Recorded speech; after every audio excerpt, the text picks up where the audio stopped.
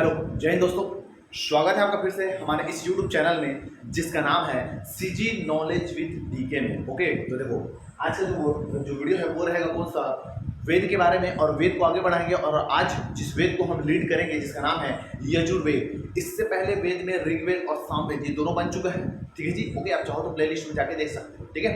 तो देखते हैं कौन सा आपका यजुर्वेद। तो यजुर्वेद को हम लेके आज जो है इस वीडियो में पूरा कंप्लीट जो है आपका करेंगे, ठीक है। तो चलिए शुरू करते हैं। तो यजुर्वेद की अगर बात करें, यजुर्वेद को अगर देखोगे तो यजुर जो वेद है ये बना है एक शब्द जिसका नाम है यजुस। किस शब्द से? यजुस जो शब्द है इससे बना है। तो जो यजुर्वेद है ये यजुर्वेद किससे बना है? तो ये बना है एक शब्द जिसका नाम क्या है, जिसका नाम है कौन सा आपका यजुस। यजुस का मतलब क्या होता है? यजुस का मतलब होता है यज्ञ करना, है ना। जो यजुस है, इस यजुस का मतलब होता है क्या? इस यजुस का मतलब होता है क्या? यज्ञ करना। ये होता है कौन सा? इस यजुस का मतलब। और यज्ञ में जो मंत्र प्रयुक्त जो करते हैं ना, यज्ञों में जो मंत्र जो प्रयुक्त करते हैं, और उस मंत्र है ना, यज्ञ में जो मंत्र यूज करते हैं, है ना, वही कहलाता है कौन सा आपका? यजुस कहलाता है। समझ आया बात? तो यजुस से ही निकला है कौन सा आपका? यजुर्वेद निकला है, ठीक है ना। तो इतना आपको समझ में आ गया होगा, ठीक है। और इस यजुर्वेद में बताया गया किसके बारे में? यज्ञ के बारे में, कर्म कांड के बारे में, और अनुष्ठान, विभिन्न प्रकार के जो अनुष्ठान है, जब यज्ञ पूजा पाठ हवन, है ना, जो अनुष्ठान करते हैं, है ना, उनका है ना, ये सब करते हैं, वो सब किसमें बताया गया है? तो वो बताया गया है किसमें? आपका यजुर्वेद में। यज्ञ, कर्मकांड, पूजा, पठन, अनुष्ठान, ये सब बताया किसमें? आपका यजुर्वेद में बताया गया। और ये जो यजुर्वेद है, याद रखना, ये गद्य शैली में और पद्य, गद्य और पद्य दोनों शैली में क्या है आपका? यजुर्वेद जो है आपका मिलता है। समझ रहे बात को जी? तो जो यजुर्वेद है वो गद्य के साथ साथ पद्य के शैली में भी क्या है आपका है, ठीक है। तो मतलब ये है कि ये गद्य मतलब आपका कहानी के शैली में, उसके अलावा पद्य मतलब आपका कविता, है ना, जो कहानी वगैरह जो स्टोरी जो अपन सुनाते हैं ना, स्टोरी जो सुनाते हैं वो कहलाता है गद्य। और जो कविता जो होता है, कविता, है ना, लड़की कविता नहीं पढ़ते हैं, लय में जो पढ़ते हैं वो होता है आपका पद्य। तो यजुर्वेद दोनों शैली में है, गद्य शैली में भी और किसमें? आपका पद्य शैली में भी, ठीक। ये हो गया। अगला देखते हैं। और यजुर्वेद से जो है, जो आर्य यहाँ पर आते हैं, उनके धार्मिक और सामाजिक जीवन के बारे में आपको क्या मिलता है? जानकारी मिलता है, ठीक है जी। तो इस यजुर्वेद से, है ना, हमको जो है आर्यों के बारे में धार्मिक और उनकी जो सामाजिक जो जीवन है और उसके धार्मिक सामाजिक जो मान्यता है उनके बारे में क्या होता है? इस वेद से अपने को जानकारी प्राप्त होता है, ठीक है। इतना इतने को याद रखना। इस वेद को याद रखना, गति व कर्म का भी क्या बोला जाता है? आपका वेद बोला जाता है। गति व कर्म का क्या बोला जाता है? वेद बोला जाता है। किसको? इस यजुर्वेद को। इस यजुर्वेद के अन्य नाम भी मिलते हैं, इस यजुर्वेद को, है ना, अन्य नाम भी इसमें मिलते हैं। क्योंकि यजुर्वेद जो यजुस है वो यज्ञ से निकला है, यज्ञ, है ना, जो यजुस का मतलब यज्ञ जो होता है, इसीलिए इस वेद को बोलेंगे यज्ञ वेद। क्या बोलेंगे? यज्ञ क्या बोलेंगे? वेद बोलेंगे। किसको? इस यजुर्वेद को। और चूंकि इसको पढ़ने वाला जो पुरोहित होता है वो उसका नाम है अधर्यु, है ना। क्या नाम है? अधर्यु। इसीलिए इसको बोलते हैं अधर्यु। क्या बोलते हैं? आपका वेद भी बोला जाता है। तो दो अन्य नाम है, एक का नाम क्या है आपका? यज्ञ वेद, और दूसरे का नाम क्या है? अधर्यु क्या है आपका? वेद। क्यों? क्योंकि इसके यजुर्वेद के जो पुरोहित है ना, पुरोहित जो पढ़ते हैं, जो पुरोहित है, उस पुरोहित को बोला जाता है क्या? उस पुरोहित को बोला जाता है अधर्यु बोला जाता है। इसीलिए, है ना, इसीलिए इस वेद को बोलते हैं कौन सा आपका? सॉरी, इसे पुरोहित को बोलते हैं कौन सा आपका? अधर्यु। और इसीलिए इसको वेद का नाम है आपका अधर्यु वेद, ठीक। इतने को याद रखना। अगला देखते हैं इसका कौन सा आपका? उपवेद। तो इसका जो उपवेद है, उपवेद का नाम है याद रखना आपका धनुर्वेद। उपवेद का नाम क्या है? धनुर्वेद। और उपवेद के जो प्रवर्तक है जिसका नाम है विश्वामित्र। ओके, तो इसके जो उपवेद है, उपवेद का नाम है आपका धनुर्वेद, और धनुर्वेद के जो प्रवर्तक है जिसका नाम है कौन सा आपका? विश्वामित्र, ठीक है जी। इतने को याद करना। अब कुछ फैक्ट चीजें अगर देखेंगे तो याद रखना, ये जो यजुर्वेद इसमें बताया गया कि जो चारों जो वर्ण है, ब्राह्मण, क्षत्रिय, वैश्य और जो शूद्र है, इन चारों ब्राह्मणों को वेद पढ़ने का जो अधिकार बताया गया है कि उनका हक है भाई वेद पढ़ सकते हैं, वो किसमें बताया गया है? तो वो बताया गया किसमें? आपका यजुर्वेद में बताया गया है, ठीक है जी। तो चारों वर्णों को वेद पढ़ने का जो हक है, वेद पढ़ने का जो अधिकार है, वो किसमें बताया गया है? वो बताया गया किसमें? आपका इस यजुर्वेद में, ठीक है ना। तो ये को याद करना, ठीक। अब इससे पहले जो है ऋग्वेद बता चुका हूँ, सामवेद कंप्लीट हो चुका है, यजुर्वेद आज के वीडियो में कवर हो जाएगा। तो ऋग्वेद, सामवेद और यजुर्वेद ये तीनों मिला के, मतलब प्रारंभ के 3 वेदों को मिला के आपस में बोलते हैं कौन सा आपका? वेद त्रयी बोलते हैं, ठीक है जी। तो वेद त्रय में 3 वेद शामिल है, ऋग्वेद, सामवेद और कौन सा आपका? यजुर्वेद। ये तीनों जो वेद है उसको मिलाकर बोलते हैं कौन सा आपका? वेद त्रय इसको बोला जाता है। ठीक, इतना जितने को देखते हैं। ठीक, अगला देखते हैं जो यजुर्वेद है इसकी दो शाखाएं हैं, दो शाखाएं। ठीक है, इसकी जो वेद है इसकी क्या है आपका दो शाखाएं, दो शाखाएं। एक को बोलेंगे शुक्ल, क्या बोलेंगे यजुर्वेद, एक का नाम है शुक्ल यजुर्वेद और दूसरे का नाम है कृष्ण यजुर्वेद। तो एक जो वेद है जिसका नाम क्या है, एक वेद का नाम है आपका शुक्ल यजुर्वेद और दूसरे वेद का नाम है कौन सा, कृष्ण यजुर्वेद। तो इसकी जो दो शाखा है शुक्ल यजुर्वेद और दूसरा का नाम क्या है, कृष्ण यजुर्वेद। शुक्ल यजुर्वेद और आपका कृष्ण क्या है आपका यजुर्वेद। शुक्ल जो यजुर्वेद है इस शुक्ल यजुर्वेद को शुद्ध वेद बोला जाता है, या वास्तविक जो वेद है, वास्तविक वेद वो बोला जाता है इसको आपका शुक्ल यजुर्वेद को।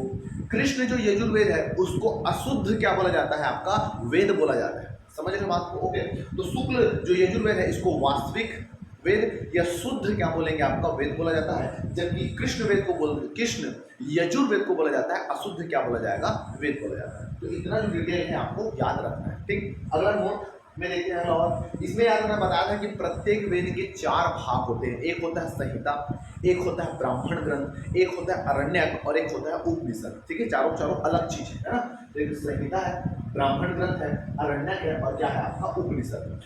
एग्जाम पॉइंट ऑफ व्यू से जो इंपॉर्टेंट है वो है कौन सा आपका, इसके ब्राह्मण ग्रंथ इंपॉर्टेंट है और उसके अलावा इसके क्या क्या है आपका उपनिषद, ये दोनों क्या है आपका इंपॉर्टेंट। ठीक है, बाकी संहिता और अरण्यक जो है उतना खास जो है पेपर के दृष्टि से इंपॉर्टेंट नहीं है। ठीक, तो ये वाला हो गया स्लॉट। अगला देखते हैं कौन सा, अब इनके ब्राह्मण ग्रंथ। ठीक है, चमक रहा होगा लेकिन बोल रहा होगा।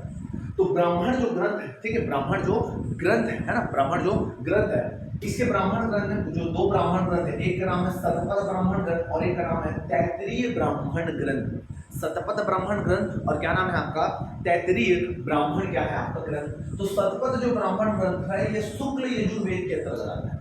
शतपथ जो ब्राह्मण ग्रंथ है वो शुक्ल यजुर्वेद के अंतर्गत आता है। तो स से शतपथ, स से शुक्ल, स से शतपथ और स से शुक्ल यजुर्वेद के अंतर्गत आता है और ये पद्य के शैली में, कौन शैली में, पद्य के शैली में है। ठीक है, इतना भी है जितने को याद करना। और ये शतपथ ब्राह्मण ग्रंथ के बारे में अगर देखें तो शतपथ ब्राह्मण ग्रंथ जो है सबसे प्राचीन और सबसे क्या है आपका बड़ा क्या है आपका ब्राह्मण ग्रंथ है। इस शतपथ ब्राह्मण ग्रंथ में बताया है पुनर्जन्म के बारे में, है ना। और दूसरा बताते हैं कौन सा आपका राजसूय जो अग है, राजसूय अग, इसके बारे में इसमें बताया गया। तो पुनर्जन्म के बारे में बताया है और राजसूय जो यज्ञ है उसके बारे में इसमें बताया गया। ठीक, इतना ये हो गया। इसके अलावा जो स्त्री है, ये जो पत्नी है ना, स्त्री नहीं पत्नी बोलना चाहिए ना, यहाँ पर स्त्री गलत हो गया। स्त्री नहीं, जो पत्नी होती है, जो बीवी होती है, बीवी है ना, वाइफ जिसको हम वर्तमान में वाइफ बोलते हैं, जानू, सोना, मानू, पता नहीं क्या क्या बोलते हैं, है ना जी। जो पत्नी है, पत्नी, उस पत्नी के लिए यहाँ पर जो वर्ड यूज किया गया है जिसका नाम है अर्धांगिनी, है ना। पत्नी को क्या बोलते हैं, इट्स माई अर्धांगिनी, है ना, ये मेरी क्या है आपका अर्धांगिनी है, ये मेरी बीवी है। ठीक है, ये हो गया आपका। ओके, और दूसरा यज्ञ है ना, यज्ञ जो है ये प्रजापति को समर्पित है ना। यज्ञ किसको समर्पित है, प्रजापति को। ठीक, तो इसको याद रखना, पत्नी को बोला जाता है क्या, अर्धांगिनी। कौन से वेद में, यजुर्वेद में इसको आपका बताया गया। ठीक, अगला मृत्यु का याद रखना, इसमें क्या किया गया है आपका उल्लेख किया गया। जो मृत्यु है ना, मृत्यु का जो उल्लेख है वो किसमें किया गया, इसमें कैसे। आगे जब इसकी उपनिषद जब देखेंगे, यम नचिकेता है ना, यम और नचिकेत ये दोनों के बीच में क्या होता है, डिस्कशन होता है कि भैया मृत्यु क्या है, मृत्यु का रहस्य क्या है। ठीक है, तो मृत्यु का जो उल्लेख है वो इस शतपथ ब्राह्मण में बताया गया है। अगला देखते हैं तैत्तिरीय ब्राह्मण ग्रंथ। ये जो तैत्तिरीय ब्राह्मण ग्रंथ है ये कृष्ण यजुर्वेद के अंतर्गत आता है। कृष्ण यजुर्वेद जो है गद्य और पद्य दोनों शैली में है। समझ आई बात? ओके, इतने को देख लेना। अब तैत्तिरीय ब्राह्मण ग्रंथ में स्त्री के लिए एक शब्द यूज किया गया है जिसका नाम है स्त्री। स्त्री के लिए एक वर्ड यूज किया गया है जिसका नाम क्या है, स्त्री। स्त्री है ना, स्त्री लड़कियों का नाम होता है ना, आजकल कुछ और नाम रखते हैं ना। ओके, शॉर्ट नेम रखते हैं। ठीक, तो स्त्री को बोला जाता है, इसमें वर्ड यूज किया गया है कौन सा आपका, स्त्री वर्ड यूज किया गया है। इसके अलावा पत्नी के साथ बोला गया है कि है ना, पत्नी के साथ ही आप क्या कर सकते हैं, यज्ञ कर सकते हैं। इसलिए देखना, कभी भी घर में कोई पूजा पाठ वगैरह अगर होता है तो हमेशा जो हस्बैंड है वो अपने पत्नी के साथ क्या करता है, पूजा पाठ करता है। ठीक, मतलब ये पत्नी विहीन जो पुरुष है वो यज्ञ करने के लायक नहीं है, या उसको यज्ञ करने का अधिकार बिल्कुल भी नहीं है। इसीलिए बोला जाता है क्या कि पत्नी के साथ यज्ञ है ना, मतलब पत्नी के साथ ही क्या किया जा सकता है, यज्ञ किया जाता है, अकेला नहीं किया जाता। मतलब हम लोग जैसे जो बैचलर लोग हैं वो लोग जो है यज्ञ में शामिल नहीं हो सकते। ठीक, इतना ये हो गया। और इसके अलावा जो है सामवेद को वेदों में श्रेष्ठ बताया गया। इसमें बताया गया, इस यजुर्वेद में बताया गया है कि सामवेद है वो सभी वेदों में क्या है आपका सर्वश्रेष्ठ है। ठीक है ना, ओके। तो सामवेद को वेदों में सर्वश्रेष्ठ बताया गया, इसमें आपका यजुर्वेद में ये हो गया। अगला है ना, इसमें ये बताया गया कि मनुष्य का जो आचरण है वो किसके समान होना चाहिए, देवों के समान होना चाहिए। आदमी का है ना, मनुष्य का जो आचरण है वो किसके समान होना चाहिए, भगवान के समान होना चाहिए, देवों के समान। लेकिन आजकल के आदमी साले राक्षस बन गए, राक्षस से भी गए बीते।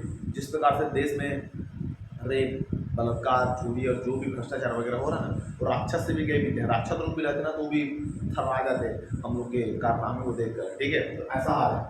तो मनुष्य का जो आचरण है वो देवों के समान होना चाहिए, यजुर्वेद में बताया गया है। और इसमें बोला गया कि मन ही आदमी का सर्वोच्च क्या है आपका प्रजापति है ना, मन ही आदमी का क्या है सर्वोच्च प्रजापति है, उसका संचालक है। ठीक है इतना, ओके। तो ये हो गया, तो इतने क्या करना, तो यहाँ पर हो जाता है कौन सा ब्राह्मण ग्रंथ, शतपथ ब्राह्मण ग्रंथ और आपका तैत्तिरीय ब्राह्मण ग्रंथ।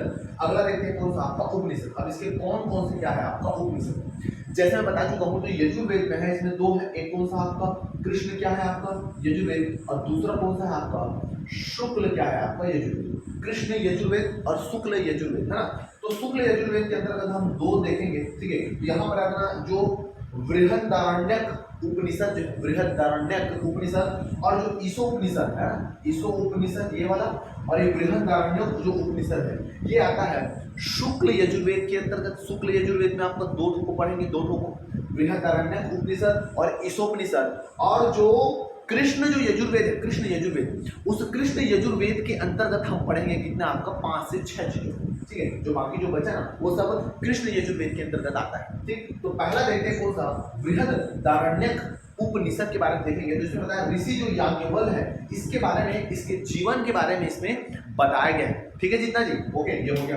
तो एक वर्ड मिलता है आपने जब कुछ योगा या ऐसा कुछ अभ्यास करते हैं तो उसमें बोलते हैं अस्तो माँ सदगमया तमसो माँ ज्योतिर्गमया। ये जो शब्द है ना, ये जो वाक्यांश है ये लिया गया है ना, ये जो है ये किससे लिया गया है ना, किसमें है, किसमें बताया, कौन से उपनिषद में बताया गया है। तो इसको बताया गया आपका बृहदारण्यक उपनिषद में, इसको क्या किया गया आपका बताया गया। ओके, तो अस्तो माँ सदगमया तमसो माँ ज्योतिर्गमया जो है वो किससे लिया गया है, कौन से उपनिषद से संबंधित है, तो बृहदारण्यक उपनिषद से संबंधित है। ठीक है जी, है ना। इसमें जो शून्यवादी जो दर्शन है, शून्यवादी जो दर्शन, इसका सबसे पहले प्रारंभिक जो उल्लेख है वो किसमें किया गया आपका, इसमें किया गया। तो शून्यवादी दर्शन को सबसे पहले जो अभिव्यक्ति है प्रारंभिक जो बताया गया है वो किसमें बताया गया है, वो बताया गया आपको बृहदारण्यक उपनिषद में। बौद्ध के बारे में बताया है, बौद्ध के विज्ञानवाद के बारे में बताया गया है। और इसके अलावा ये बताया गया है कि विदुषी पुत्री, विदुषी का मतलब होता है एकदम नॉलेज वाली समझदार जो लड़की है। लेकिन आजकल की लड़की जानते हैं ना, पापा की परी जब से वर्ड यूज है तो उड़ने लग गया, आजकल बहुत ज़्यादा उड़ने लग गया। समझ रहे बात को जी, ठीक है। तो जो विदुषी जो पुत्री है, बुरा नहीं मानते हैं, समझ रहे बात है ना। तो जो विदुषी जो पुत्री है, तो अच्छा जो बेटी प्राप्त करने के लिए बोला है, इसमें यज्ञ अनुष्ठान आपको करना पड़ेगा। ठीक है जी, तो अच्छे बेटी के लिए क्या करना पड़ेगा, यज्ञ अनुष्ठान करने के बारे में इसमें आपका बताया गया। लेकिन आजकल बेटी चाहिए किसको, सबको चाहिए साले जोकर टाइप के लड़के, है ना। ठीक है, चलिए छोड़ो। तो विदुषी पुत्री के बारे में, अनुष्ठान के बारे में बताया कि अनुष्ठान करोगे तब क्या बनेगा, अच्छी बेटी मिलेगी। और ये जो है जो बृहदारण्यक है ये प्राचीन है और एकदम विशाल काय क्या है आपका उपनिषद है। और इसमें कर्म का जो सिद्धांत है उसके बारे में भी बताया गया है। ठीक है ना। तो उम्मीद करता हूँ कि इतना जो डाटा है वो आपके दिमाग में घुसा होगा, याद हुआ होगा। ठीक है, एक बार दो बार देखना समझ में आ जाएगा। ठीक, तो बृहदारण्यक उपनिषद। अगला देखते हैं कंठोपनिषद। कंठोप जो उपनिषद है इसमें मृत्यु के रहस्य के बारे में बताया गया है, जिसमें यम और नचिकेता के बीच संवाद होता है। और उसमें संवाद में बताता है कि मृत्यु क्या है, क्या होता है मृत्यु के बाद, ऐसा ऐसा करके जो भी डिटेल है वो बताया गया है इसमें आपका, इसमें बारे में। ठीक है जी। और उसके अलावा आत्मा का जो ज्ञान है, ओम व आत्मा, इनका जो महत्व है वो बताया गया है इसमें आपका कंठोपनिषद में बताया गया है, इसमें आपका कंठोपनिषद में। ठीक है ना, ये हो गया।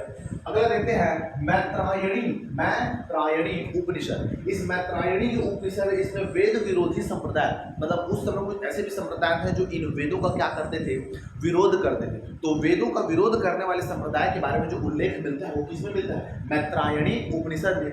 और योग के जो 6 अंग हैं योग के 6 विभिन्न जो अंग है उनके बारे में, अंगों के बारे में इसमें आपका बताया गया है। ठीक है जी। और इसे बताया गया है कि इस उपनिषद का जो दूसरा नाम है क्या है आपका, ब्रह्म विद्या, है ना। उपनिषद का जो दूसरा जो नाम है उसको बोलेंगे ब्रह्म विद्या। कि जो उपनिषद हम दे रहे हैं, बता रहे हैं, जो बताया गया है, ये ब्रह्म के द्वारा दिया गया क्या है, ज्ञान है। ठीक, इतना ये हो गया।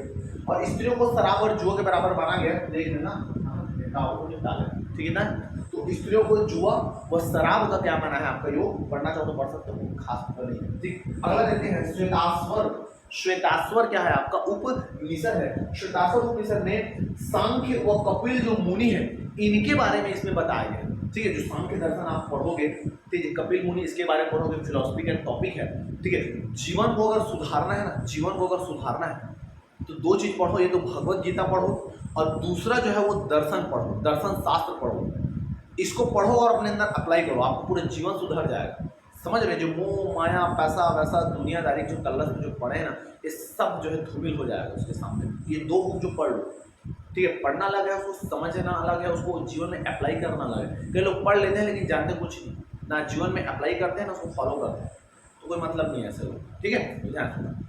दूसरे तासर उपनिषद में सांख्य और कपिल मुनि के बारे में इसमें आपका बताया गया है। ठीक है, और इसमें बताया गया है कि गुरु भक्ति का महत्व बताया गया। जब शिष्य गुरु का भक्ति करता है तो उसको किस प्रकार से उसके जो जीवन में बदलाव आते हैं ये बताया गया। ठीक है, गुरु, सर का यूज नहीं हुआ है ना यहाँ पर, गुरु का यूज हुआ, क्योंकि सर और स्टूडेंट वही अलग लेवल में क्या है आपका पहुंच चुके हैं। ठीक है, तो गुरु भक्ति के बारे में इसमें बताया गया।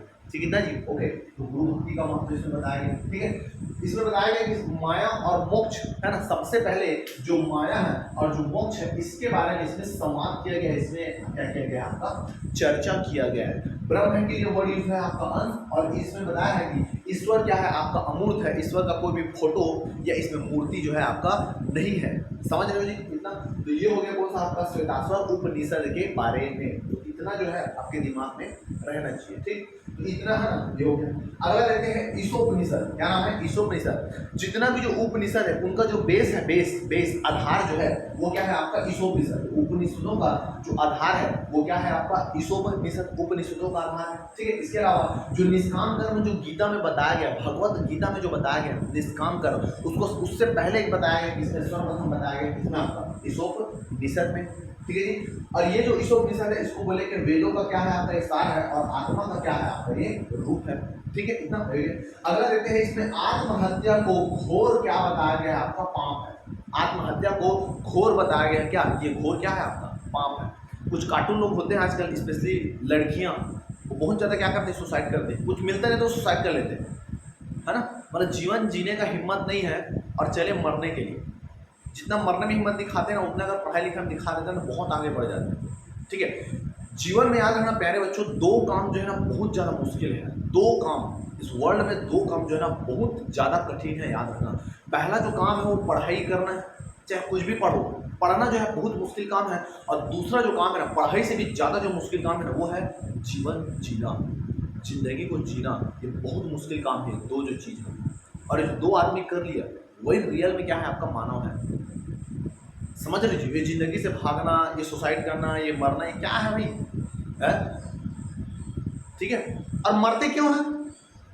बॉयफ्रेंड के लिए मरेंगे, है ना, पेपर फेल हो गया उसके लिए मरेंगे।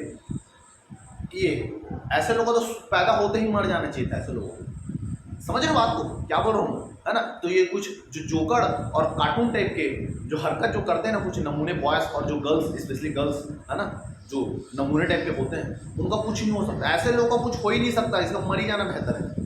इसका ये मतलब नहीं कि जाके मर जाओगे। समझ रहे हो कौन मैं जो बोल रहा हूँ, उसका मतलब को समझो। समझ रहे, जो मैं क्या कहना चाहता हूँ उसका मतलब को समझो यार। समझ रहे, दो ही काम बहुत मुश्किल है, दो काम कर लेता मानव है ना। किसी प्यार मोहब्बत में पड़े हो, चकल्ला से पड़े हो, चैटिंग कर रहे हो, ये कर रहे हो, क्या है भाई, क्या क्या कर क्या रहे हो भैया दुनिया में, ये सब करने आए हो। पढ़ लो भाई, है ना, पहले परिवार को संभालो, सेटल हो जाओ, तब इस चकल्ला से पढ़ना, है ना। सारे दाढ़ी आया नहीं है और चले प्रेम कर रहे हैं। ठीक है, तो यही है। तो इसमें जो आत्महत्या को जो है ना घोर पाप बताया गया है, इसमें आपका ईशोपनिषद में बताया गया। ठीक है, तो ईशोपनिषद में घोर पाप बताया गया। और उपनिषदों में सबसे टॉप का जो उपनिषद है वो कौन है आपका ईशोपनिषद। ठीक, तो याद रखना। तो ये जो ईशोपनिषद और बृहदारण्यक जब का जो उपनिषद है ये कृष्ण शुक्ल यजुर्वेद के अंदर आता है, यजुर्वेद को उपनिषद है और बाकी जो है वो शुक्ल यजुर्वेद का। ठीक, अगला देखते हैं कौन सा आपका महानारायणी उपनिषद। ओके, महानारायणी मतलब वही सुने होगा ना, महाभारत का जब युद्ध होता है तो कृष्ण की जो सेना होता है जिसको मांगता है दुर्योधन, उसको बोलते हैं महानारायणी सेना बोलते हैं। ठीक है जी, वो नहीं है वो अलग। ठीक है, महानारायणी उपनिषद जिसमें नारायण परमात्मा का रूप है। सेवा बताएंगे कि जो नारायण है, नारायण नारायण नहीं भगवान श्री कृष्ण, जो नारायण है वो परमात्मा का क्या है, आपका रूप है। समझ लो आपको जी, तो आपको ये हो गया। और अगला जो उपनिषद है जिसका नाम है तैत्तिरीयोपनिषद।